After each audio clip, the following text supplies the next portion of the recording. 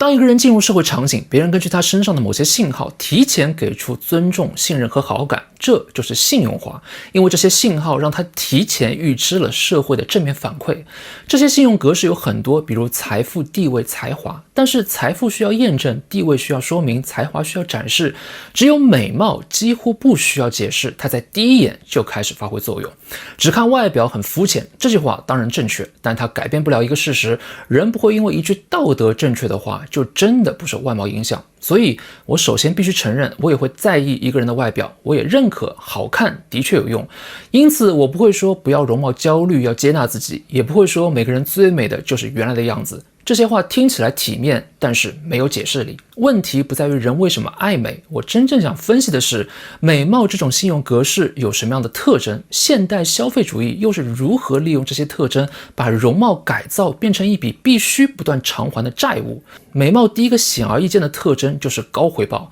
这种高回报不仅来自于长得漂亮能够带来感官愉悦，更来自于它极低的验证成本。学历需要证明，财富需要验证，品格需要时间，但美貌是自证的，它不需要别人知道你是谁，就已经开始影响别人如何对待你。它是一种不需要你自我介绍就已经开始发挥作用的可见优势，然后它适用的范围还非常的广。美貌几乎在生活的各个场景中都有效，恋爱有效，社交有效，职场有效，陌生人互动有效，服务关系有效。它不需要你进入某个特定的领域，也不需要别人花时间了解你，它直接作用于人的感知。更关键的是，美貌不只是让一个人被认为好看，它还会让这个人天然承载更多的期待，更容易被投射上某些美好的品质。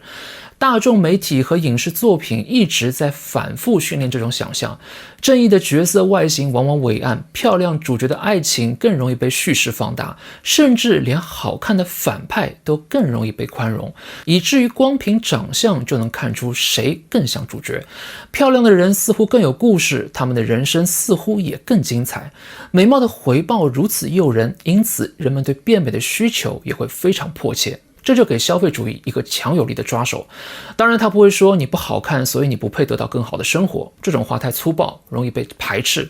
他会换一种语言，他说你要成为更好的自己，你值得拥有更好的人生。但真正让消费主义抓住人的是美貌看起来的确可以通过个人行动不断靠近，这就是美貌的第二个特征，高度的可执行性。你可以减肥，可以护肤，可以穿搭，可以做医美，可以抗衰，可以训练体态，可以管理表情，每一步都是可操作的，每一步都像能让你更接近那个可以被社会正面读取的信用格式。社交媒体上铺天盖地的前后改造对比，那些人改造前看起来那么普通，甚至好像整个人生都很糟糕，改造以后仿佛换了一个人，变得自信、阳光、松弛，连人生也像是重新被打开了。这些案例不断告诉你，你和他们的区别就是你还没有行动。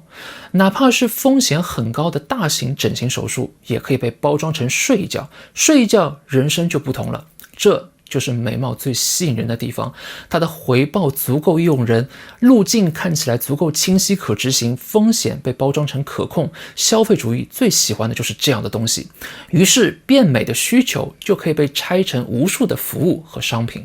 消费主义出售的从来不是口红、衣服、医美项目和健身课，它兜售的是一种可能性。它告诉你，只要越贴近那个美貌的信用格式，你就越可能成为一个更受欢迎的人，更被信任的人，更有亲和力的人，更有异性缘的人，更容易得到善意的人，你越可能迎接一个更灿烂的人生。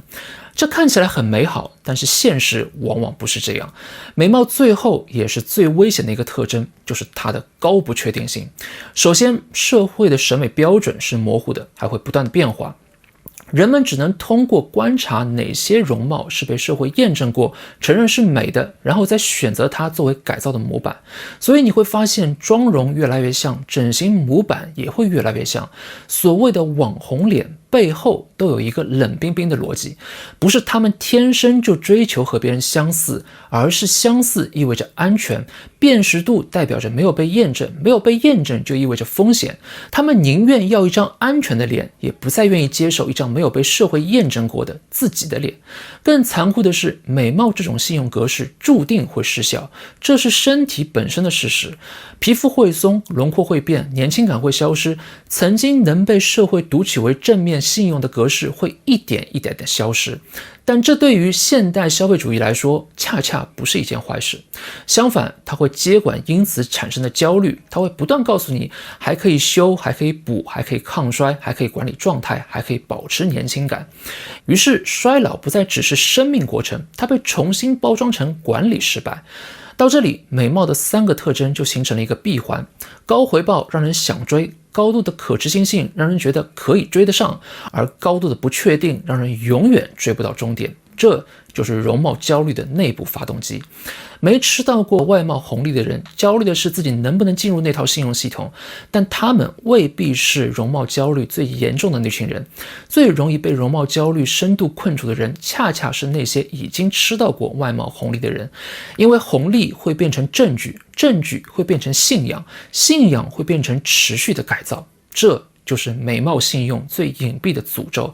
它轻而易举地给人带来偏爱、善意和特权，同时也可能带来严重的执念和幻觉。一个人越相信自己得到的喜欢、宽容、机会和成功来自于外貌，那么他就越害怕失去外貌。享受过红利的人会比那些没有体验过的人更难以忍受不被优待、不被宽容、不被选择。最后需要澄清的是，我不是说所有对外貌的改造都是被消费主义规训的结果。一个人希望自己更好看，希望进入社会是少一点阻力，这完全可以理解。美貌红利是真实存在的，所以追求美貌本身并不荒谬。真正需要警惕的是，美貌什么时候从一种选择变成了一套解释人生的总开关。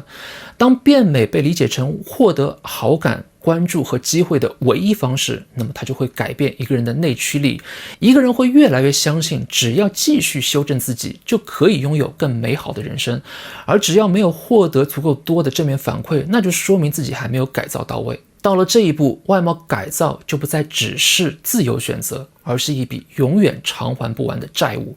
所以一个人在改变外貌之前，最应该问自己的问题，不是我够不够美，而是我是在靠近自己，还是在讨好一个永远变化的社会模板。